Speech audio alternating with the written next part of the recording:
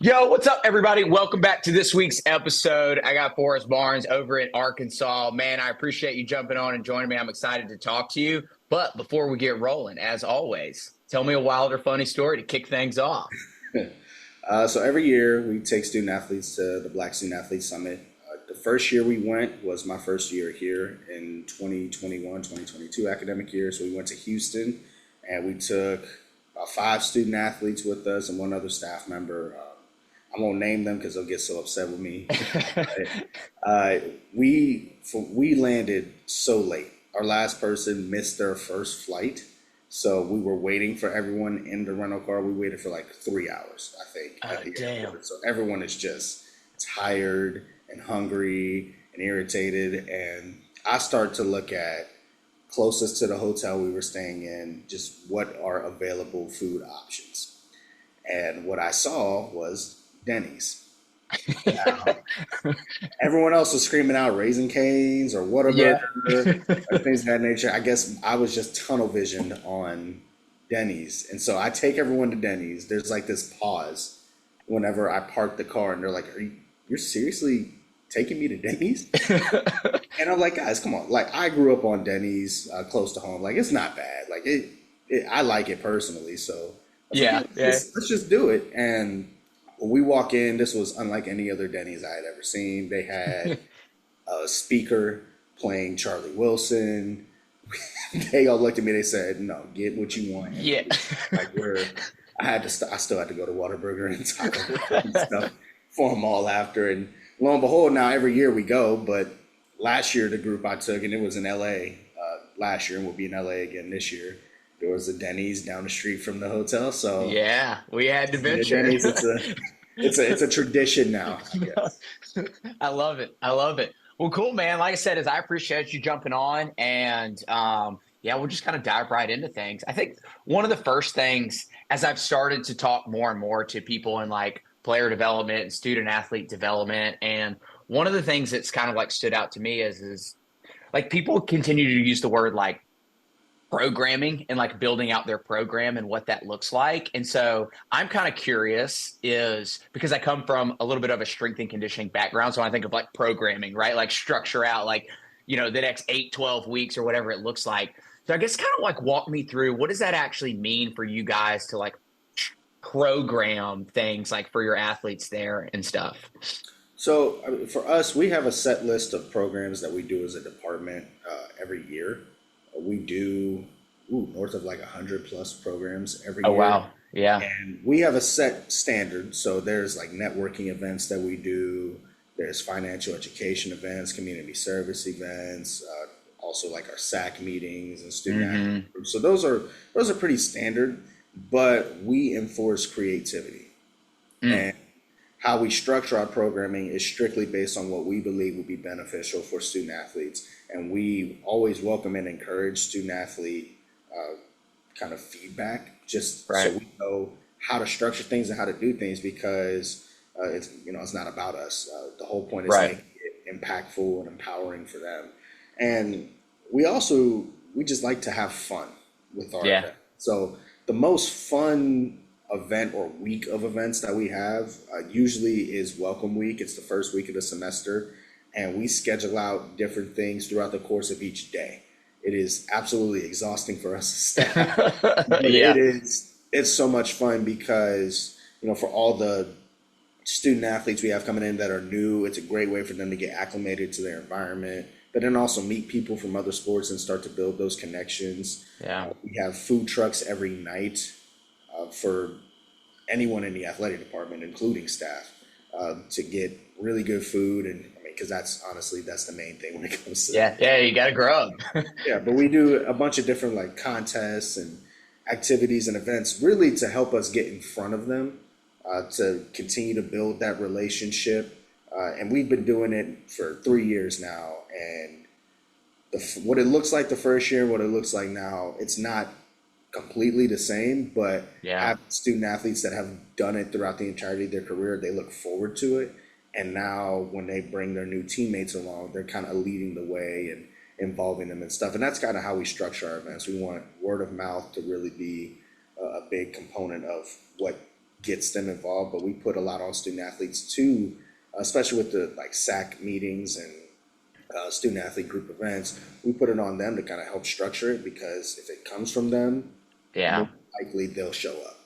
Yeah. What are some of, for you guys, what have been some of the more like popular, I guess, like programs in terms of building out, like you mentioned, like leadership, financial literacy, and like things like that? For you guys, I guess, like what are some of the more like popular ones, like for your athletes? Yeah, I mean, so we have what's called a Razorback Ready career and personal development plan. So that's four requirements that they have to fulfill.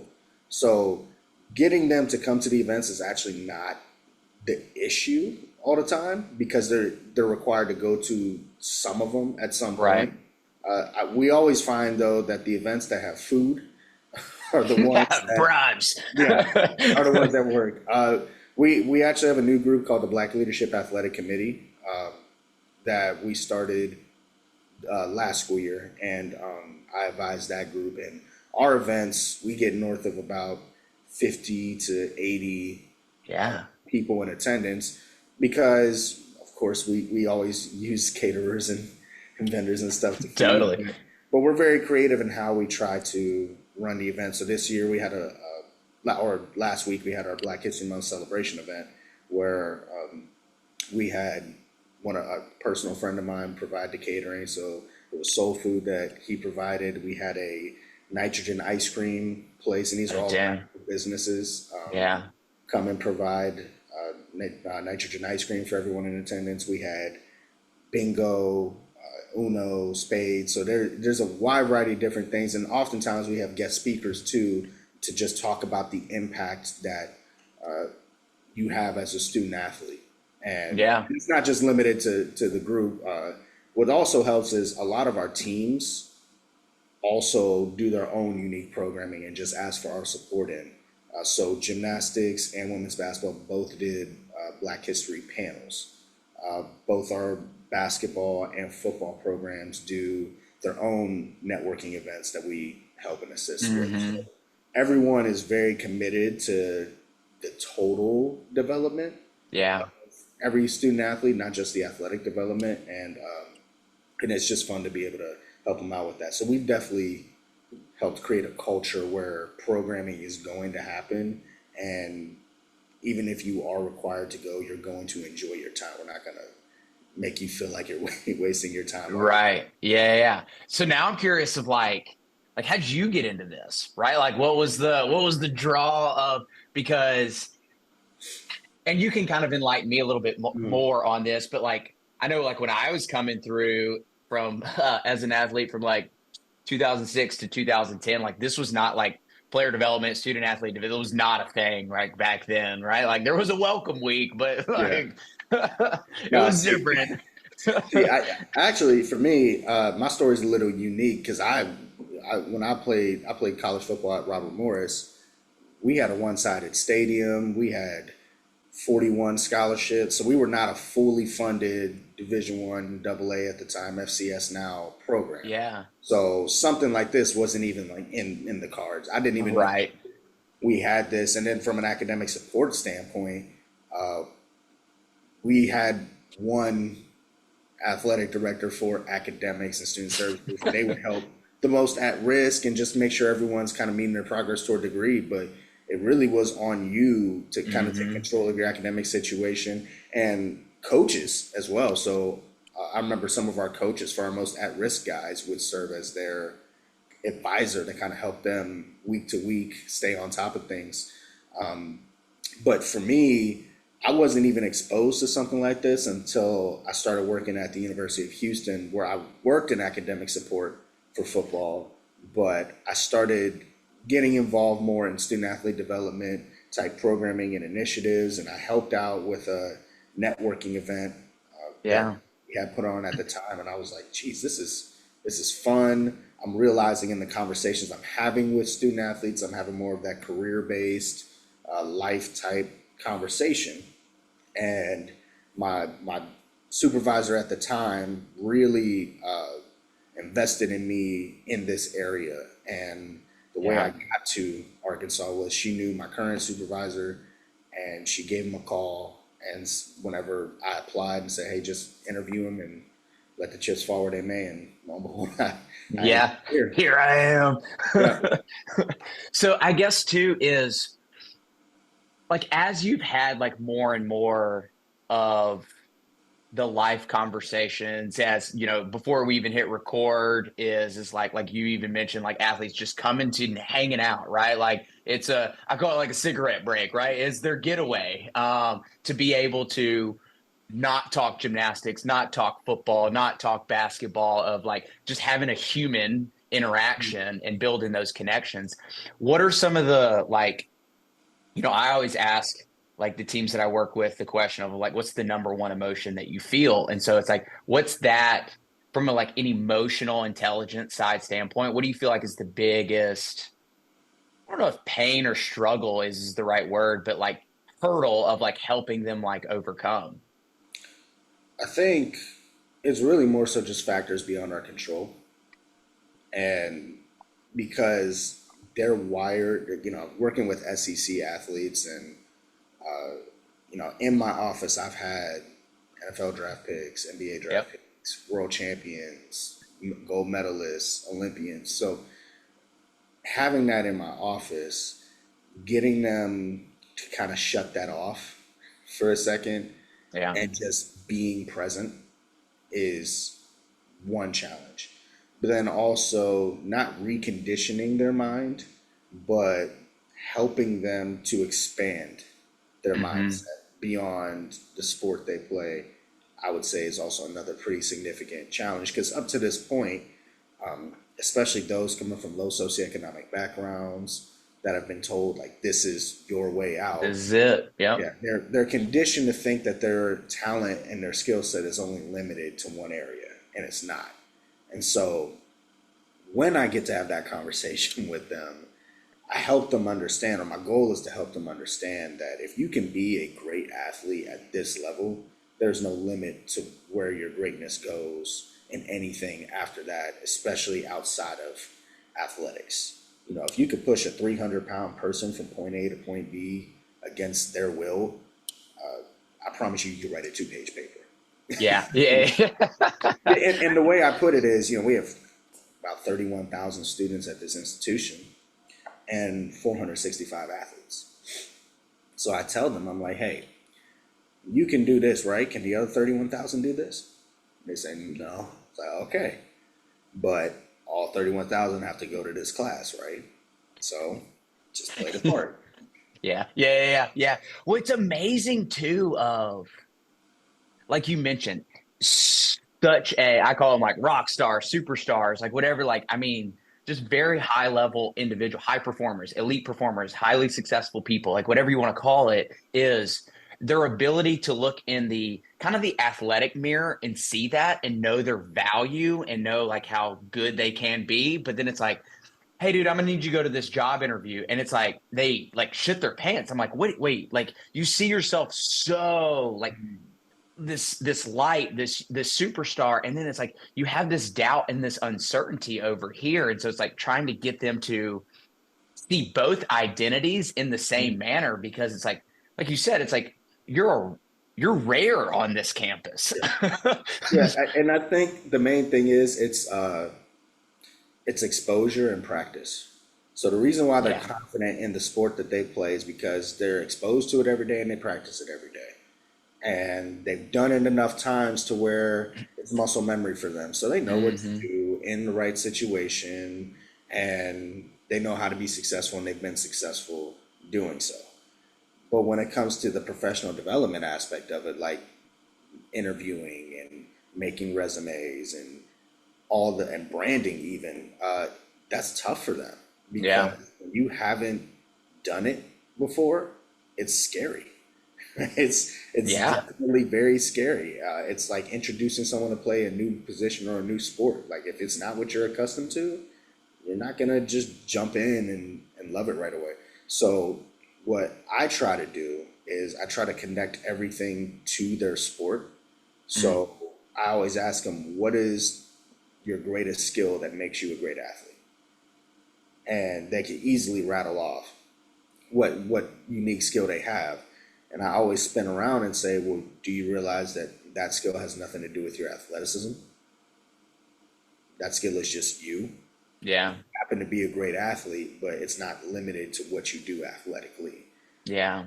So it's really more so just giving them an opportunity to practice and then exposing them to those things. They'll become more comfortable in those environments. But that's what we really strive for, like we mentioned programming before, giving them from a career development programming perspective, giving them access to resources and things and people that will help them whenever they do leave here to feel more confident in that professional realm whenever they have to enter it. Because, for some, it's great if they get to pursue a professional career, and I genuinely hope they do. Yeah. But for others, that may not be a reality. So it's just helping them be prepared whenever they do have to take that next step. Yeah. Yeah. Yeah. How much so? I'm curious because, like, for me, probably the last like 2 weeks is I don't know if it's overcoming, but like the hurdle of relationships, right? Because I think a lot of people, as you enter 18 to 22, 23, is, maybe they've experienced prior relationships. And I think both relationships from like a friendship relationship standpoint, and then also like intimate boyfriend, girlfriend kind of type relationships, but helping them navigate those waters because I feel like at that time that's when a lot of shifts start to happen, right? Like you leave home and it's like all of a sudden it is now a new group of friends, right? And it's making sure that navigate that circle is the best circle for you. And then in the same sense of like from a relationship standpoint. So how much do you guys have to have those conversations, I guess is the best way to put it. All the time, actually. Yeah, I think I think because relationships, I think, are one of the most important things because there are several occasions where you may look at a student athlete and who they're around will actually tell you how successful they'll become. And totally. there have been times where I've witnessed like coaches telling some student athletes like you need to spend more time with this person or you need to at this point just kind of put a pause on that because it's affecting you and your performance. And that's real. And I think and that's life, honestly. The Yeah, people we yeah, surround ourselves with are a reflection of who we are or who we strive to be. And the idea of relationships, I think, has actually gotten much tougher in recent years on student athletes, strictly because of the pandemic and mm, how that kind of really put a pause on things for a lot of them, for all of them, at one stage in a very impactful and unique part of their life. yeah, And so they're still picking up those pieces. The way communication is done now is even different from when I was yeah. in high school, a little over, shoot, 11 years ago. Jeez. But uh, You get to that was a decade ago. yeah, over a decade ago. But and I don't think I'm 28 years old, and I think about my experience compared to theirs and just how much it differs. There isn't that much of a stark difference as far as the day to day, but the idea of just building relationships, that is so much more difficult Yeah. now because of just those uncontrollable factors that they're facing. And they're on a much larger scale than I was. So Oh, yeah, having to protect themselves a lot more is something. So a lot of them are pretty guarded too. yeah.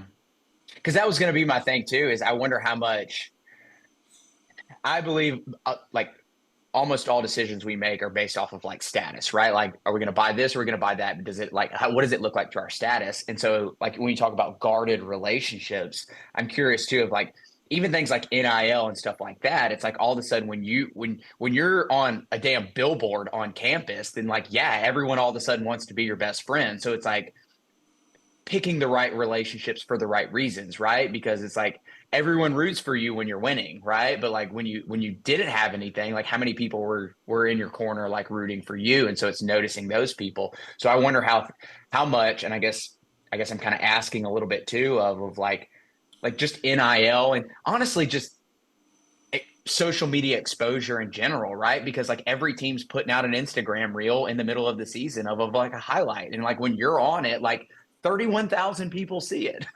Yeah. Yeah. It's very unique. I have a 13-year-old stepson at home, and he's in seventh grade, and he's at that very gullible age. Yep, And yep, yep, yep. one thing I tell him all the time is just because someone tells you something with a straight face does not mean that it's true.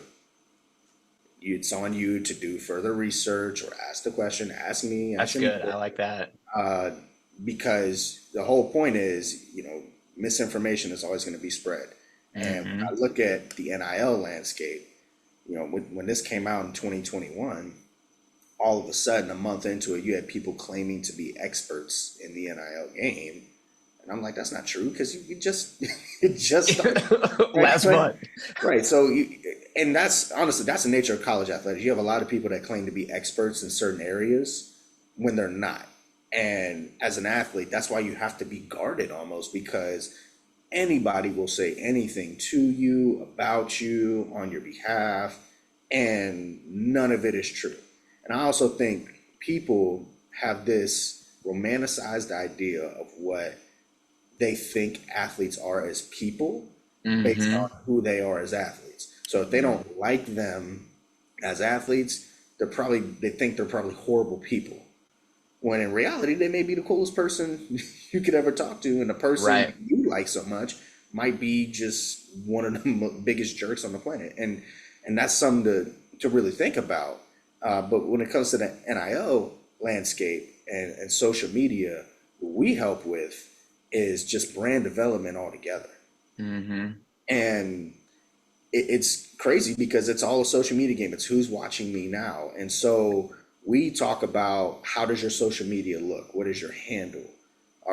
What image are you presenting? We don't tell them what image to present. We don't tell them what to do. We just give them pointers on helping them identify what exactly their brand is and then building off of that because that's what makes you marketable in the NIL Right. game.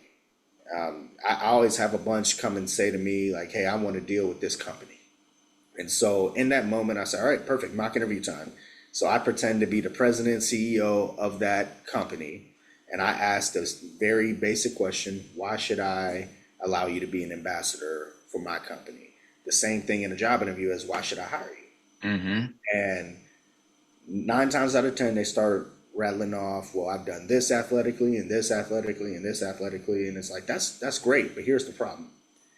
College is a 4 to 5 year system, meaning the records you're breaking, someone else is going to break those. And then someone Yep. else is going to break those, right? And as exceptional as you are as an athlete, my job as a coach is to recruit the next exceptional athlete. So it doesn't end with you, and it didn't start with you either. Hmm. So limiting your brand to just what you've done athletically is not going to be enough. So that's where we have that conversation of, well, what makes you great athletically? Because that's your brand. Yeah. Oh, that's And good. then building on that so that even when you're done competing, you look at a lot of these great athletes like Peyton Manning, Eli Manning, um, LeBron James, Steph Curry, Michael Jordan. They're more than just athletes. They're Yeah. brands, and then they're of course like elite cases, Right. Right. Right. but their ability to expand beyond their sport is what makes them so marketable. And so I only encourage the student athletes I work with to do the exact same thing.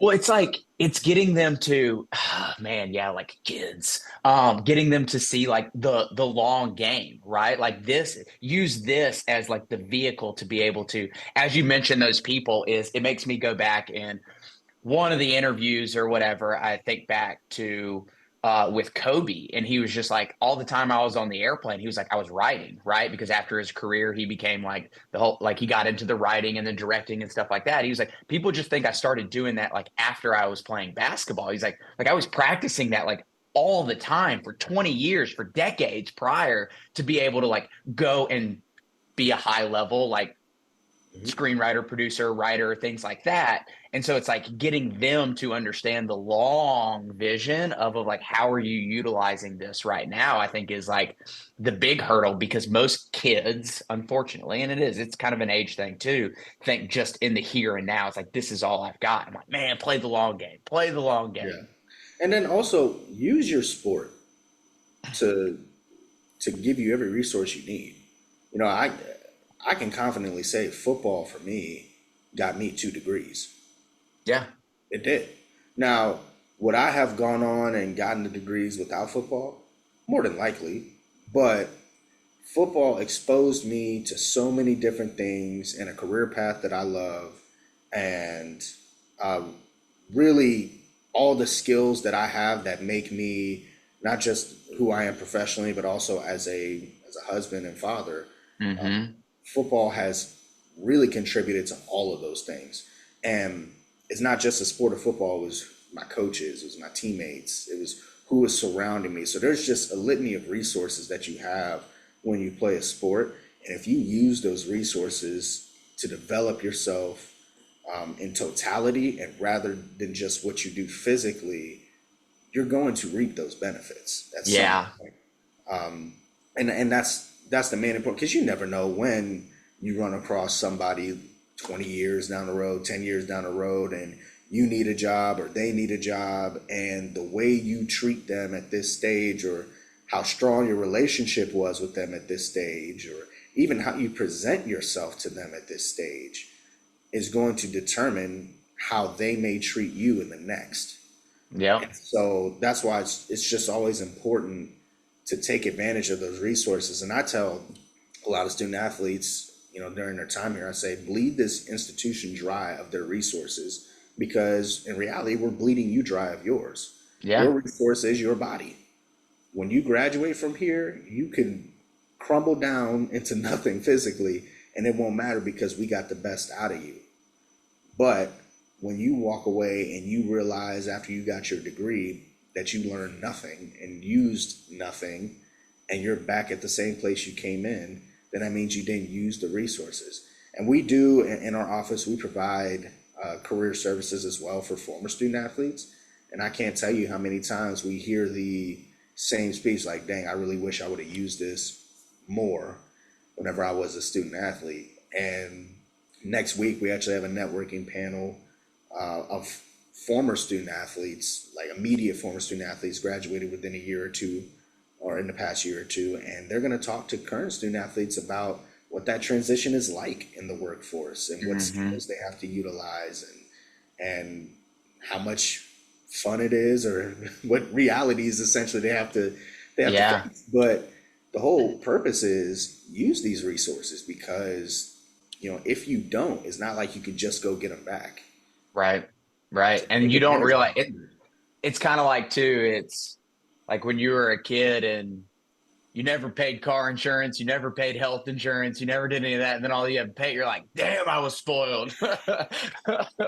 Oh my You God. have no idea, no conception of like what you actually have at your disposal, especially at a school like where you guys are, where it's like it's not like a school like you said, where you came from, it's like we maybe had one person to do like five different jobs. Now you have 15 people doing those exact same five jobs like on campus. It's like you can go like you can have a meeting with them like today versus back then it's like maybe I can get to you at the end of next week, right? Like you have it at your disposal so much. And I think too is helping them understand uh use their athletic card as like the foot in the door, right? Like use like, hey, like I play football at Arkansas, and they're like, oh, great, like yeah, totally, I'll hear you out, right? Because maybe they're just an Arkansas football fan, right? But like use that not as like a hey, hire me because I play Arkansas football, but like play the card to be able to get the conversation, and then you able to go in and sell yourself and show that the value that you have. And so I think that that's the balance of learning is they think that if they just play that card, they're like, well, they're just going to hire me. I'm like, yeah, maybe, but maybe not.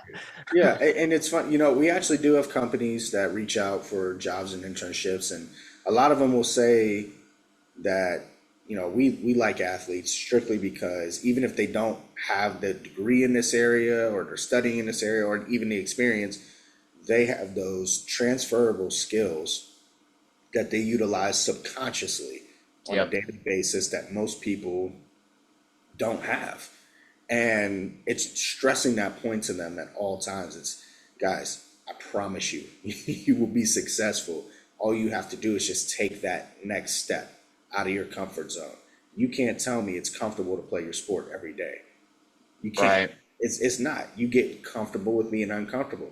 It is no different. And I like to always say, and I learned this from a coach actually, uh, every emotion, everything you feel throughout the course of your sport while you're in competition, you're going to feel in life.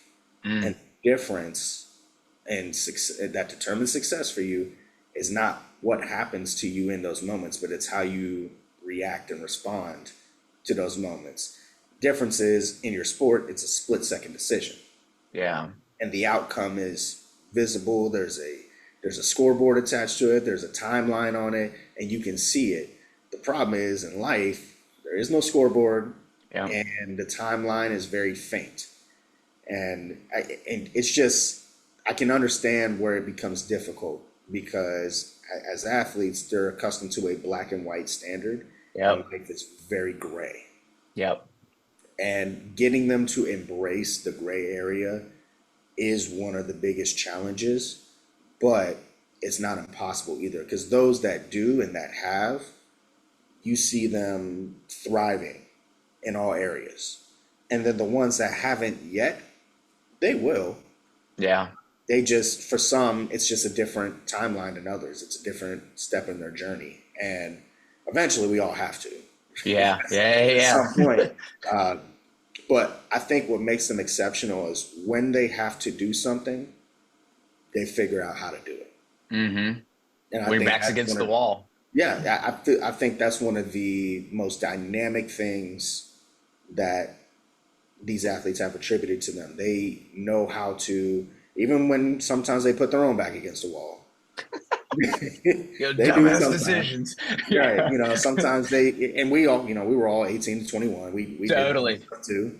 Um, but they know how to, they always figure out a way to respond. They figure it out for themselves. And sometimes they need help, sure. I Yeah. mean, who didn't at that age? But they figure it out and they find a way to carve out success for themselves under their definition of what success is. And that's Right. what makes me so proud to work with them. And that's what honestly makes my job easy. It's not, it's realizing when you need help and you're just coming to me saying, hey, I need help. I'm sorry I didn't come to you sooner. And it's like, no, no, hey, light bulb came on. I'm right here. Let's work through it. Yeah, it's funny you say that because even like the very first time I ever stand in front of like any of the teams that I have is I always say it's like my job is actually easy because I'm not going to give you anything that you already have. There's just doors inside of you that I'm going to shed light on and you're going to unlock. So it's going to make me look like a genius, but I'm really not a genius, right? Like you're the one that like you have all these this talent, skill, potential. You have all these things inside of you. You just haven't seen them yet. And I'm just going to help you find the keys to be able to unlock those doors. That's my job. I'm not going to teach you new things like per se. And I think that's like the funny part because then you like you said, like you can see it. There's just like this like light bulb moment. It's like, bro, I've been trying to tell you this for 2 years. Thank God you finally get it. No, yeah, that's exactly what it is. And it's I think, what's important for us as staff, we got to give them the room to do it. One thing that stuck with me, I told one athlete this when I was working in academics at Houston. I told her I was like, okay, I will watch you fail. I just hope you understand that. My job is to be a resource. I got receipts to prove that I've been a resource. Text messages, task sheets, uh, phone for all this stuff, tutor appointments. If you don't take advantage of the resources, I feel sorry. Like I feel bad, but that does not mean I'm going to chase you. I got my own stuff going on. I don't have time to be chasing you at this stage. And uh, that moment for him, he was like, okay, I got you. So I got to be on top of my stuff. Yeah, I'm not going to make you do anything. because that's not my job. Yep. My job is not to make you. I'm not an authoritative figure that tells you what to do and what not to do. My job is to be a resource and help you. So help me help you, Yeah. essentially. Yeah. But if someone comes down and says to me, well, why did so and so not do this or not do this? I will gladly show them, hey, these are the text messages and things I sent telling them to do this. They just chose not to respond or not to do it because it's all choices that we make. And pretty much put the ball in their court. Like, hey, you got to get your stuff together. But Yeah. now, if it was a reverse situation where I was not a resource for them or I did not give them the tools they needed to be successful, then that is 100% on me. Yeah. Yeah. If I don't help them, they're not going to know all the time. They're not. So I have to do my part and ensure that I'm giving them every opportunity to be successful. And then all they're left with is the choice to Yeah. take advantage of that resource if they want it or not. And they don't have to. It doesn't hurt my feelings if they do or if they don't, because the building I work in and stuff, we have so many staff members here that are committed to their success. It doesn't have to be me to be the one to help them Yeah. because everyone has their own unique relationships with a lot of these student athletes that are empowering and impactful. And as long as they're getting that, that's what's most important to me. It doesn't matter to me who it comes from. And there have been times where I've said, I'm not the person to ask. Yeah. Yeah. Specific Yeah. things you need to ask this individual because they're better versed in this area, they're more resourceful in this area, and they could just help you much better and help you get to where you want to go. I can give you the basics, if that, but I think you need the best thing possible for you. Yeah, yeah. It's like I always fall back on the line. I don't know where I heard this from, but I'm just like, I can't tell you what to do, but it's your career at the end of the day. So Right. it's like it's your decision. Like I've put some cards on the table to like you're saying is like these are the best options in my opinion. Because I've maybe been through or I've been around or like it's the same. It's like you've even referenced too. It's like I'm helping coach you, mentor you because I've had my own mentors, right? Like I've actually made the dumbass decision. Let me help you not make the Yeah. decision, right? Yeah. Like And I think actually there's a part of that where it's like, no, you can make the dumb decision. Like I don't tell them what decision to make. If you, hey, go ahead, do you. But yeah, I'm here after you. Like you ever have that moment with with like a parent or guardian where you are they try to tell you not to do something, try to tell you not to do something, and you're just not listening, and then you go and do it, and you get hurt, and you look at them, and they're just standing there with open arms, saying, "Come on, I know." That that's literally yeah. that's how it is with me a lot of times. I got a 2-year-old at home, so like, yeah, we're going through that full blown stage right now. Oh man, my heart is with you. Side note, yesterday, literally tennis racket like crashing into the oven. I'm like, bro, what are you doing? Oh And then yeah, smacks herself in the face and cry. I'm like, what did you expect?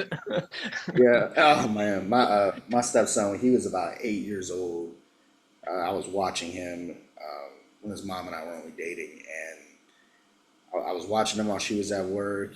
The stove was still hot because we had made breakfast, and he was excited, kind of running around and stuff. I was like, "Hey man, don't be careful. Don't run in the kitchen because that stove is hot."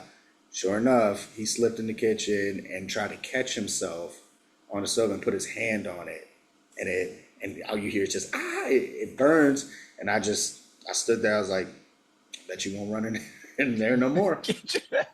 Yeah, come on, let's get you some ice, but we'll be all Oh right. man, yeah. I feel like it doesn't change even up through like 20 and 22, right? It's just different decisions. Right. It's navigating becoming an adult, and that's Yeah, not easy.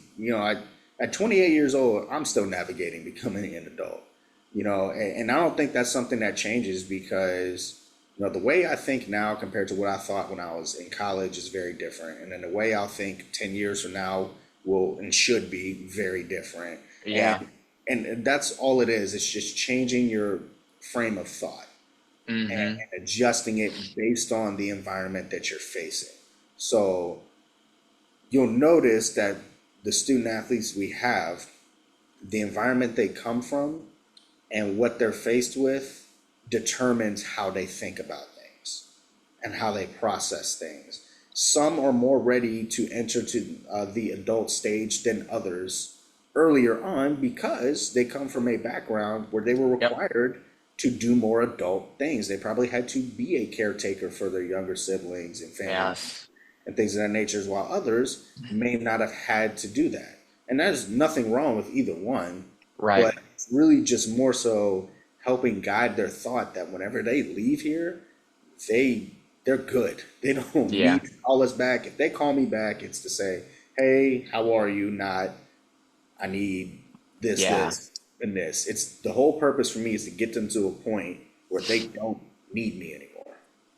Yeah, it's like I love that too because like I always say to them, I'm like, let me start off with I did not always think this way. So if you can grasp a little of this, you're literally because it honestly, I hired my first mentor when I was like 26, 27, and that was because multiple like for my own of like just like rock bottom moments. And so I was like I need to pay someone to literally help me, right? Like navigate being a business owner and navigating relationships and just stress and worry and anxiety and just all those different aspects of life.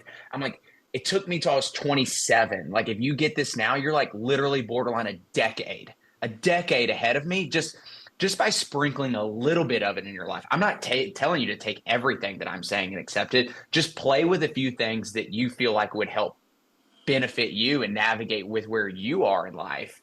Um, because yeah, it's like if I had adopted these things, that's my regret is that I waited 10 years to really implement these things into my life. And I would rather you be way ahead of me, right? Like that's the name of the game is like I want you to achieve more than I did.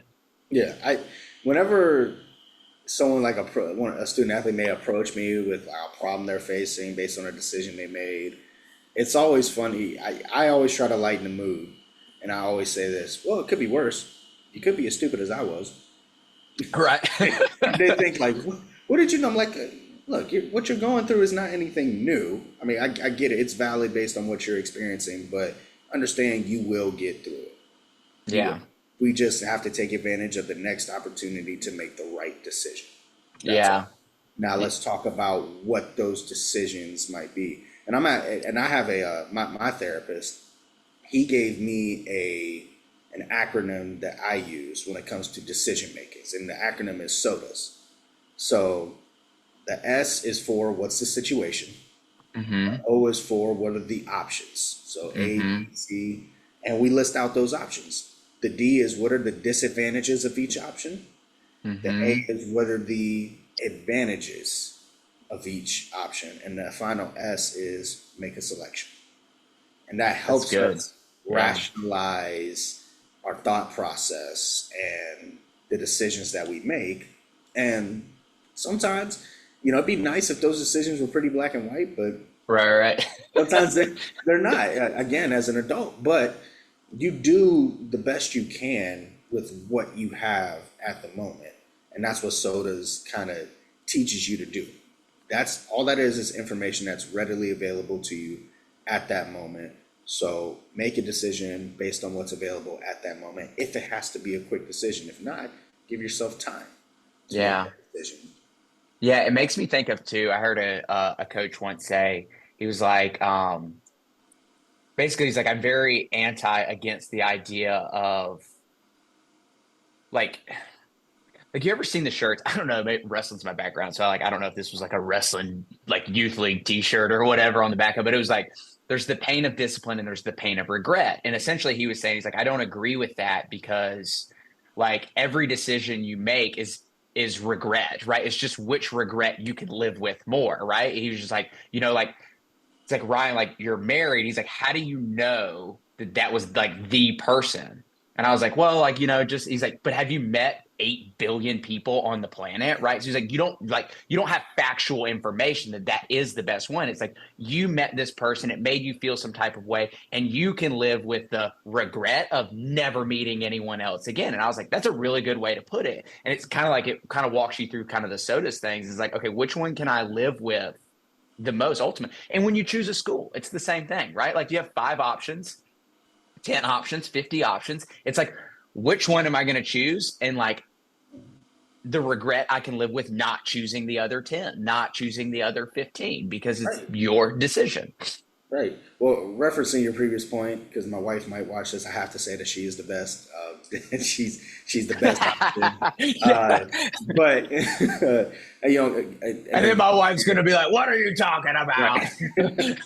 right. But going to your next point, when it comes to these decisions, like when it comes to schools, with the transfer portal and things that we're dealing with, these decisions are being actively made, not just by athletes, but by coaches as well, Yeah. telling student athletes to enter into the portal because they want to make room for other people coming in. But that's an example of decisions being made where do you really know that the grass is greener on the Yeah. other side?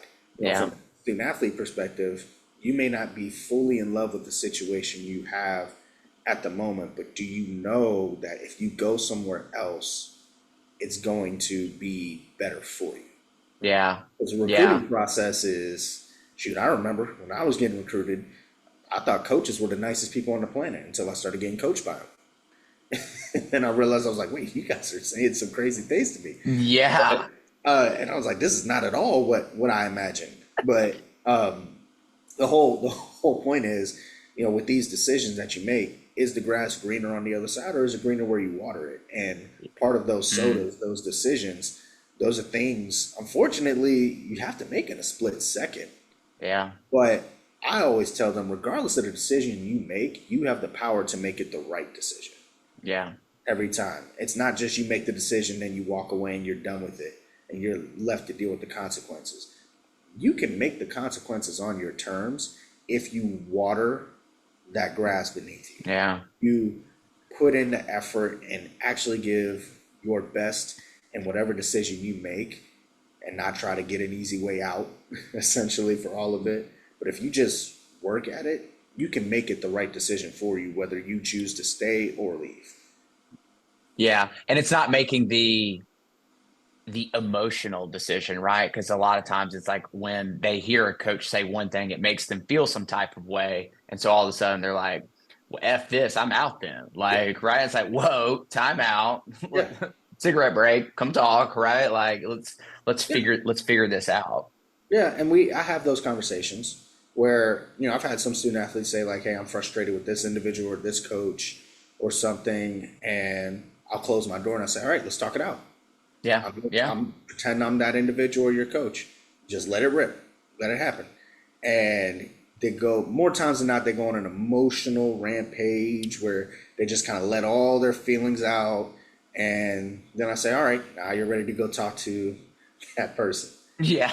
Because now you've you've gotten the emotional aspect out of it. Now you can think logically about what's being said rather Yes. than just feeding off of how you feel. Because when we react on how we feel, we can say a lot of really harmful and detrimental things that we don't even mean. It's just how we feel in that moment. And so getting them to just kind of embrace how they feel, of course, and acknowledge that, but then help them tailor their message more professionally, but also something that's a little more sensitive, Yeah. Yeah. allows them to get their point across because their point needs to be heard, but then also being receptive to the other side of the perspective as well, and not just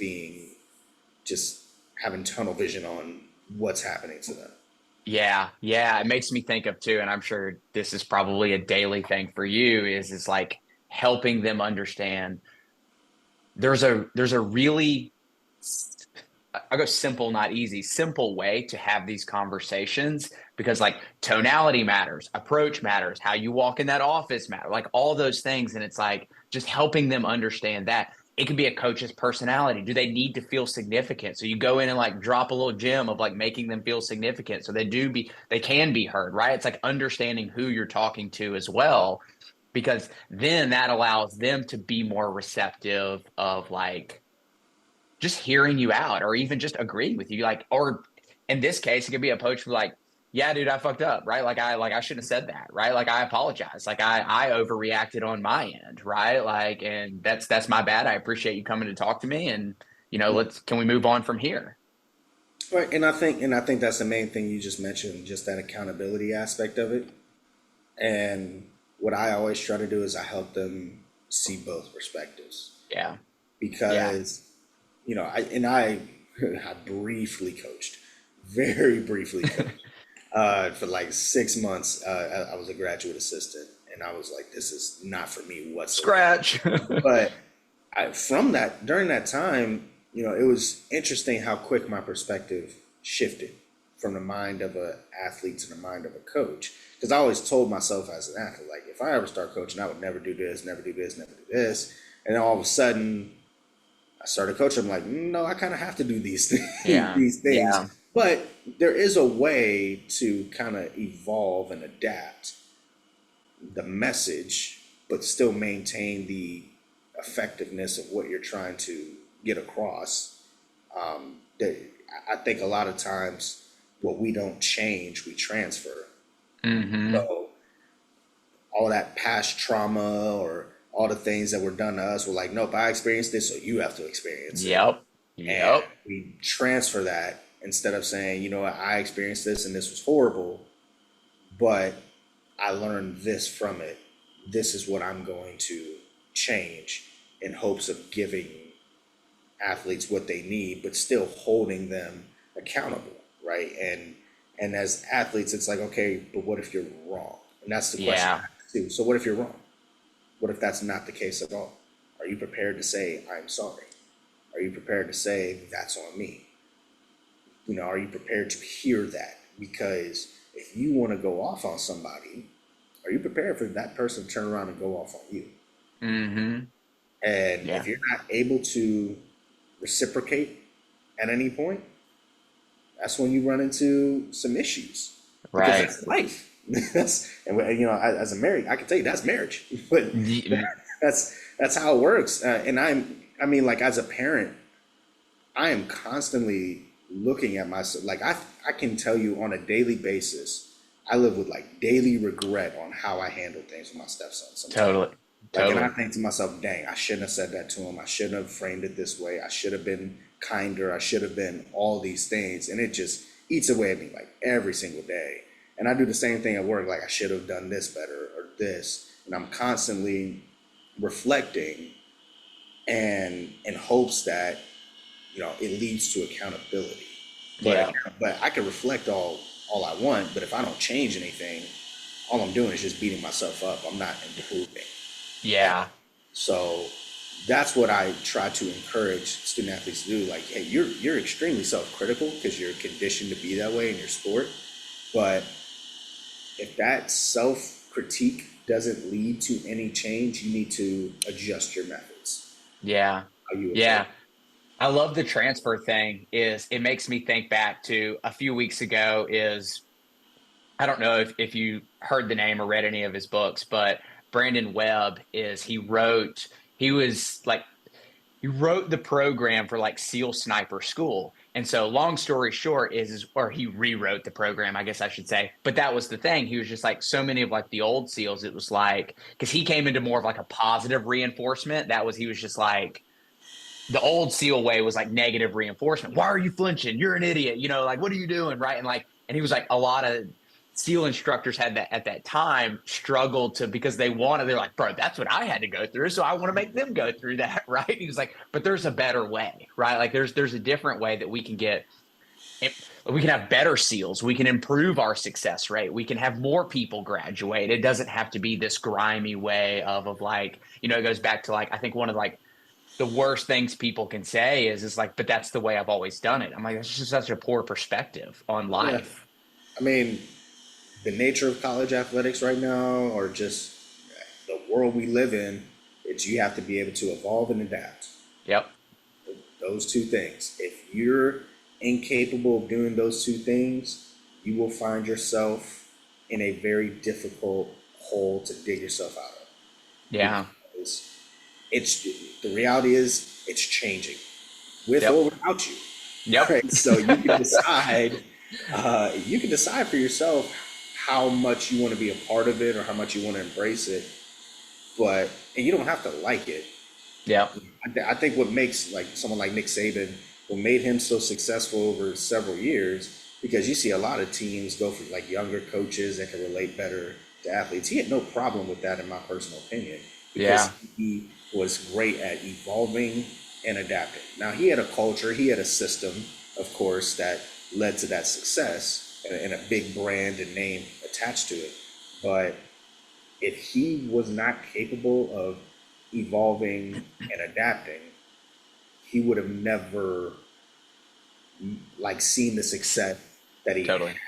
At least not the sustained success. He would have experienced it at one particular point in time. And you see that a lot of times with some coaches and some programs, like they have it, they have a peak, and then they go downhill because they keep trying to do the same exact thing that is not relevant or Yeah.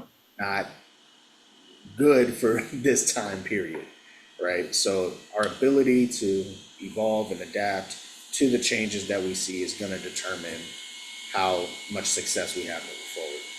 Yeah. I mean, I think back to I think an example of, we like, I think in today's day and age too, it's like a lot of times we want to blame the kids, right? Like they feel entitled, they're this type of way, blah, blah, blah, blah. And I think to your point I'll never forget um, I was working with a high school kid and his dad had said, he was like, a lot of parents like bitch and complain about like their kids like playing video games and like doing all the things. And so he was just like, you know what I started doing? He was like, I started playing Madden with my son, right? Like he was like, I just kind of met him where he was. It's like, I don't let him play for, 12 hours a day or whatever, but it's like, if that's his language, if that's what he likes, he's like, let me just kind of meet him where he's at a little bit. And like that can be our bonding time. We can spend an hour together and we can play Madden together and we can laugh and joke about it. And I was like, that's such a good perspective on like, because everybody wants to fight it. Like, why do you need these games? We didn't have games. You get outside and play in the mud, right? It's like Right. it's different. Like you have to be able to adapt too. Yeah. And I mean, just because it's different doesn't mean it's any less significant either. Right. And I think that's something that we say all the time, because it's not what we had or what they had at that time. Like it's better or worse. It's really not either.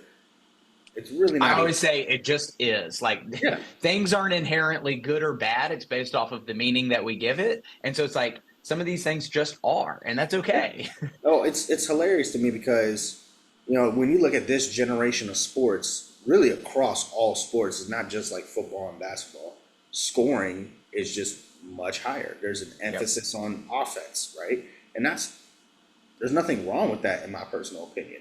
I think that it does cripple defenses sometimes with the rules and the regulations and stuff that they're dealing with, but at this point, until those rules are changed, they're just forced to evolve and adapt to it if they want to continue to play it or consume it in that nature. And you have a lot of people that are coming out saying, well, I don't like it. It sucks. It's not good. I miss the good old days. I miss when it was like this. And it's like, okay, you're entitled to that, but I wouldn't necessarily say it's better, Yeah. Yeah. because you don't know. Because in reality, the athletes that are playing, they're playing the game that they're allowed to play, essentially. They can't change the rules.